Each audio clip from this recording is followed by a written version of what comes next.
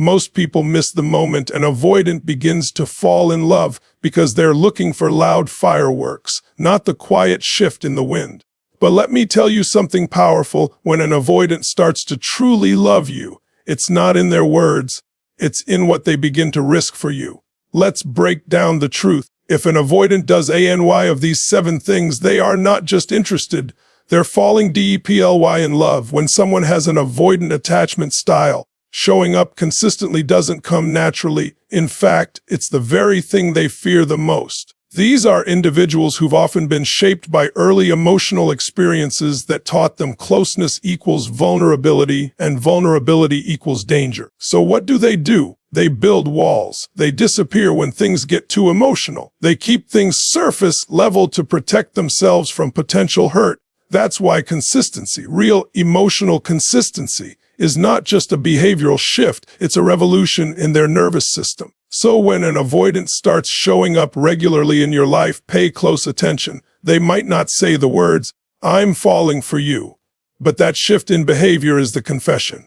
Because for them, every phone call they return, every plan they follow through with, every text they send without delay is a decision to override fear and lean into connection. It may not be grand gestures or romantic poetry, but it's courage. The courage to stay, the courage to choose you again and again, even when their old patterns scream at them to pull away. This kind of consistency isn't smooth or perfect. There will still be moments when they need space, moments when they get quiet or seem emotionally distant. But here's the difference: they come back. Before, they would vanish and leave you wondering. Now they may take a breather, but they return. That return is everything. Because it's not just about physical presence, it's about emotional presence. They are choosing to remain connected, to stay tethered to the relationship even when it feels uncomfortable. The avoidant who's falling in love will surprise you. You'll begin to notice that they check in more often. They remember things you've said. They make an effort to see you, not just when it's convenient, but even when life is busy. That's how you know they're shifting. That's how you know love is beginning to override fear. Showing up for someone when you're wired to protect yourself is an act of emotional bravery. And for avoidants, consistency is their love letter, written not in ink, but in repeated actions. It says, "I'm still here. I'm choosing you, even when it's hard, even when I'm scared."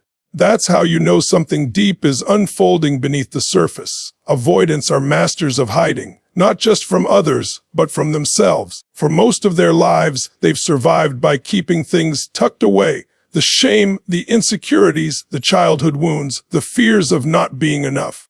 They project strength, independence, and control. They show you the version of themselves that feels safey, the one who's got it all together. But deep inside, there's a whole emotional world they've buried out of self-protection. So when an avoidant begins to let you see their flaws, when they show you the cracks in their armor, it's not just vulnerability. It's intimacy in its rawest form. You might not even notice it at first. It won't look like some emotional outburst. It will be subtle. Maybe they tell you a story from their past that they normally wouldn't share. Maybe they admit to something they regret, a decision that still haunts them. Or they make a mistake and, instead of covering it up, they admit it. These moments seem small on the surface, but they're seismic for the avoidant. Because every flaw they reveal is a piece of the mask being peeled back. They don't do this with just anyone. In fact, avoidants typically feel safest in emotional distance. The more space, the more control.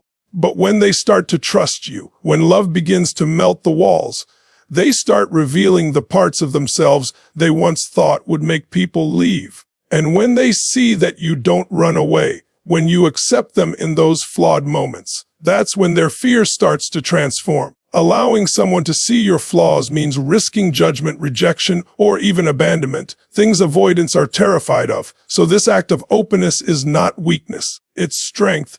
It means they're beginning to believe in something they never fully trusted before, that maybe, just maybe, love doesn't require perfection. It's a powerful moment when someone who's spent their life guarding themselves finally opens the door and says, "This is who I really am." They may not say it in those exact words, but their actions will speak volumes. And if you pay attention, you'll see the shift, not just in what they tell you, but in how they look at you afterward. There's a vulnerability there, a hope, a silent question. Can you love me even like this? And when they feel that they're seen, flaws and all, and still accepted, that's when love becomes real for them. That's when the relationship stops being a risk and starts becoming a safe haven. Avoidants are not naturally wired for emotional exposure. From early experiences, whether it's emotional neglect, inconsistent caregivers, or being taught that vulnerability equals weakness, they learn to survive by keeping their inner world private.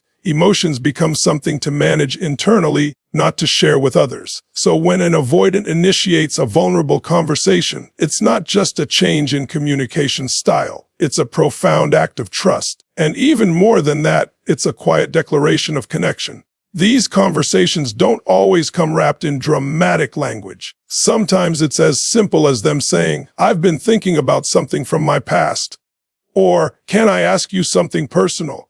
But for them, it feels like standing naked in the middle of a room, completely exposed. Why? Because vulnerability for an avoidant isn't just about speaking. It's about surrendering the belief that they're safer alone. It's about breaking the habit of emotional silence that's been deeply ingrained for years. You may notice this shift in small ways at first. They begin asking questions about your feelings, your childhood, or your fears, not out of curiosity alone, but because they're seeking emotional resonance. They want to understand you on a deeper level, and more importantly, they're preparing to be understood in return. That's the real transformation. Avoidants fear being fully seen because they equate emotional closeness with emotional danger. But love, real love, starts to override that. It tells them, "You're safe here. You can open up now." When an avoidant starts to let you into their inner world, they're giving you a front row seat to their fears, their longings, their regrets, and their dreams. That's not casual. That's sacred. They're choosing you to witness parts of them they usually keep hidden. And make no mistake, this doesn't happen because they're trying to impress you. It happens because they're starting to feel safe with you. It's a testament to the bond being built underneath the surface. For someone who's been emotionally self-contained for most of their life, letting someone in is terrifying. But if they start opening those emotional doors, even just a crack, that means something powerful is unfolding. They are giving you access to a space they've never allowed anyone to enter before. Not because they have to, because they want to, because something in them believes maybe this time it's worth the risk. For someone with an avoidant attachment style, apologizing is far more than just saying, "I'm sorry." It's an emotional risk that exposes their vulnerability. And vulnerability is what they've spent years trying to avoid. At their core, avoidants often carry deep-rooted fears of inadequacy and rejection. When they're wrong, their instinct is to retreat, rationalize, or shut down, rather than confront the situation head-on. Why? Because admitting fault feels like losing control, and control is what keeps them emotionally safe. So when an avoidant begins to apologize, not out of obligation or confrontation, but on their own, it's a profound signal that their feelings for you are growing stronger. You see, to apologize sincerely means they have to sit with discomfort. They have to face the fact that their actions affected someone they care about.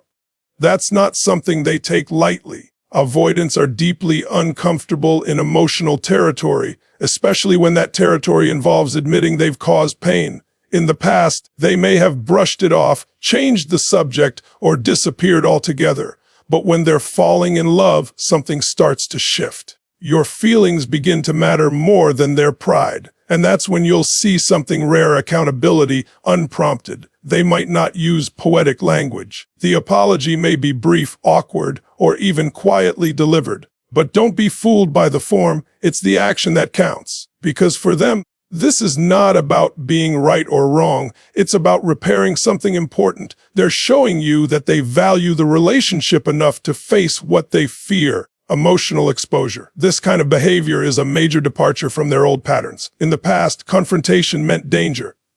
It meant potential rejection. But now, if they're choosing to come forward, to take responsibility, to even say things like, "I hurt you and I didn't mean to," or "I've been thinking about how that made you feel," That's not just growth, that's love in action. That's emotional maturity being born through connection. You may also notice that these apologies are followed by changes in behavior. That's key. An avoidant who's falling in love doesn't just say sorry, they adjust. They start showing more awareness, more effort, more care. It's not just about making peace. It's about not wanting to lose the emotional connection they've worked so hard to allow in. They are learning to prioritize closeness over control. And that's no small transformation. That's the language of someone who's not just sorry, they're invested. Avoidants typically appear cool, detached, and unbothered, especially in the realm of emotions and relationships. They've trained themselves to value independence over intimacy, distance over closeness. So at first glance, jealousy doesn't seem to fit into their emotional vocabulary. They may even seem indifferent when others would show concern. But make no mistake, an avoidant who is falling in love feels jealousy. They just express it differently, quietly, subtly, almost cautiously, because jealousy for them reveals something terrifying: emotional attachment. When someone with an avoidant style starts to care deeply, they become hyper aware of anything that threatens the fragile connection they've allowed themselves to build. But rather than confronting it directly, which might expose their feelings too openly, they test the waters. They might ask vague questions like, "So who was that texting you?" Or joke lightly about someone you were talking to. They'll scan for context, hoping to gain reassurance without admitting what's really happening inside, that they're afraid of losing you. This kind of jealousy is not about control. It's about vulnerability. It's rooted in the fear that they're stepping into emotional territory where they could actually get hurt, where someone else could take what they're just beginning to value. And for someone who's spent years building emotional walls, that fear is overwhelming. But here's the key: instead of running from it, they start to care. And caring, even when it's clumsy, indirect, or awkward, is a sign they're falling deeper than they're willing to admit. You might notice they seem more attentive after they perceive a threat.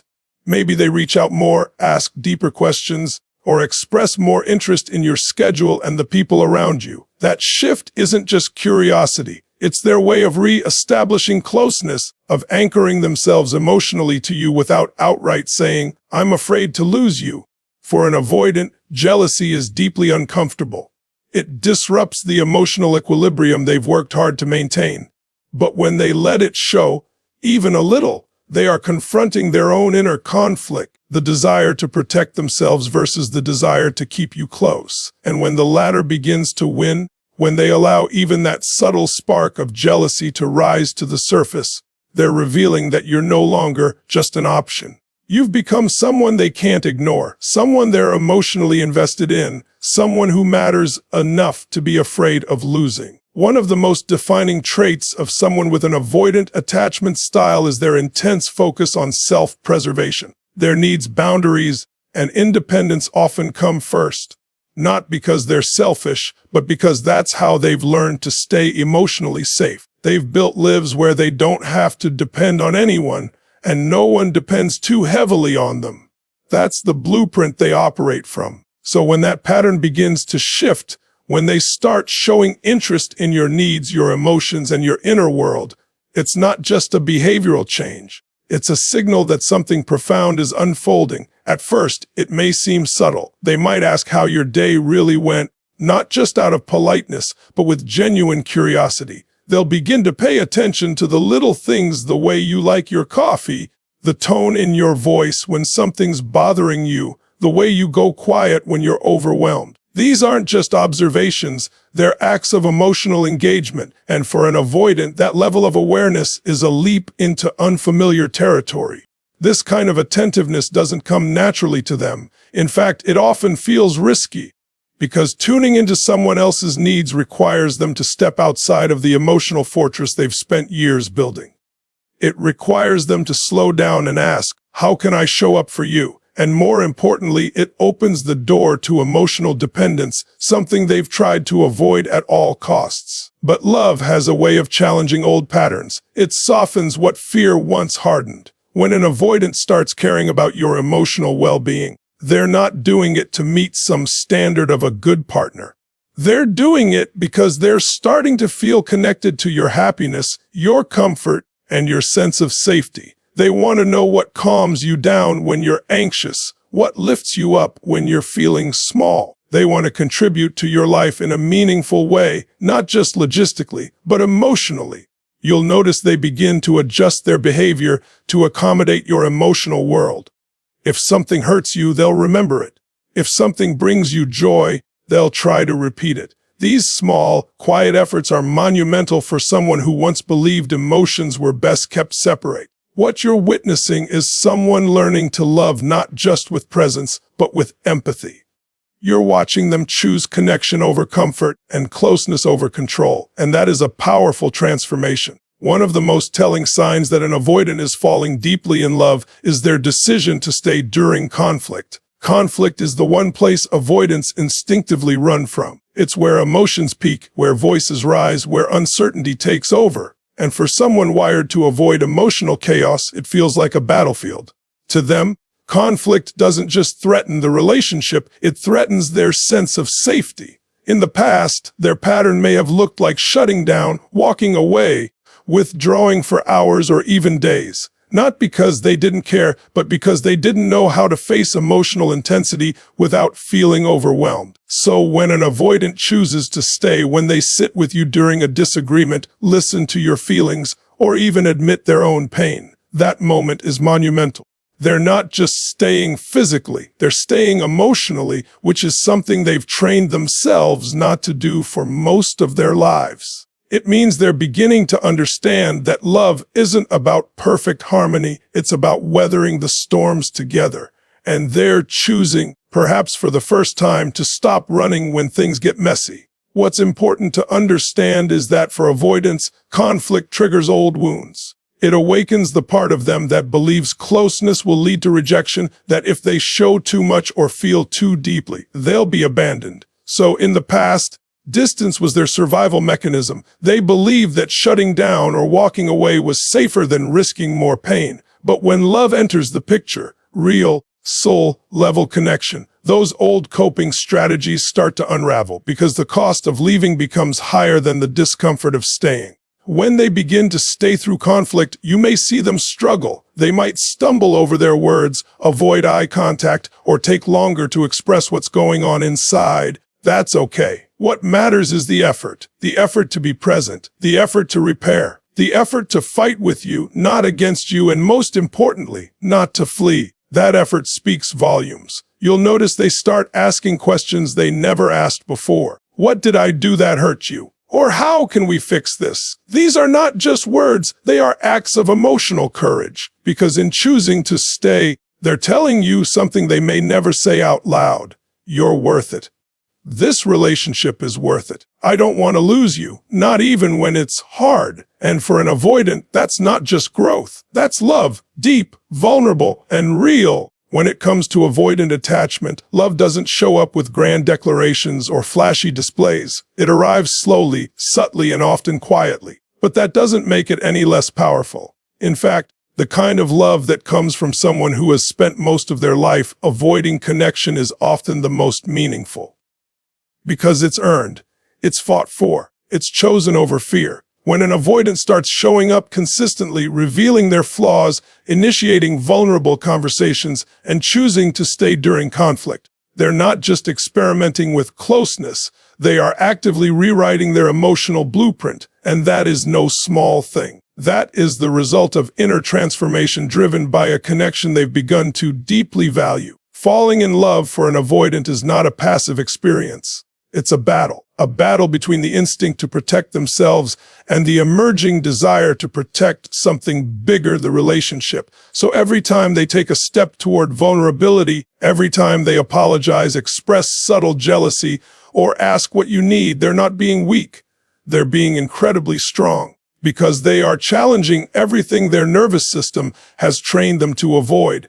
They are walking straight into the fire of emotional risk and choosing to stay there. That is how avoidants love, not with ease, but with courage. And if you're on the receiving end of that love, you may not always hear the words you want, but you'll see the actions that matter. You'll witness a person learning to connect through effort, through presence, through change. You'll watch someone who once feared intimacy begin to crave your closeness, not because they need you to complete them, but because being with you feels safer than being alone. Their emotional walls don't collapse overnight, but piece by piece, they begin to open the door. And when they do, you're not just witnessing affection. You're witnessing healing. You are part of something bigger than just romance. You're part of their transformation. So remember this, if an avoidant is doing any of these things, they're not just interested, they're falling deeply, quietly, bravely. Their love may not be loud, but it is real. It's in the consistency, the honesty, the willingness to stay. And most of all, it's in the silent choices they make every single day to choose connection over protection. When you see that happening, don't doubt it. Don't dismiss it. Honor it. Because in their world, that is love in its truest, rawest form. Thank you for watching this video and for being part of a community that seeks deeper understanding, healing, and truth in relationships. If this message resonated with you, it's not by accident. You're on a path of growth, awareness, and emotional strength.